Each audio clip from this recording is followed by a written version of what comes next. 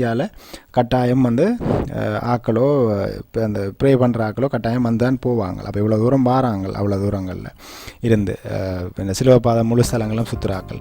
அந்த கேட்டால் பார்த்தீங்கன்னு சொன்னால் அந்த கோயில் வேலைகளுக்காக வாகனங்கள் டிராக்டர் வாடுறது, கழிவுகள் கொண்டு போகிறது, அந்த இதுகள்.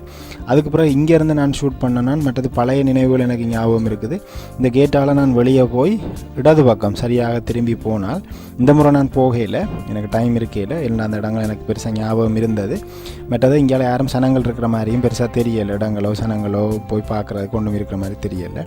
அந்த குளிக்கிறதுக்காக நான் நினைக்கிறேன் இந்த கோயில் ஃபீஸ்ட்டுகள் நடந்தால் இங்கே வந்து தான் பழைய ஆக்கள் அந்த வார ஆக்கள் தங்கி இருக்கிறதுக்கான பெரிய குவார்ட்டர்ஸ் இல்லாட்டி நீட்டு ஹாலுகள் அது இதுகள் இந்த சைட்டில் இந்த பள்ளத்தில் தான் இருக்கணும். பாருங்கள், இப்போ இது ஒரு பள்ளம், நாங்கள் நிற்கிறது மேட்டு நிலம், இது வந்து ஒரு பள்ளம்.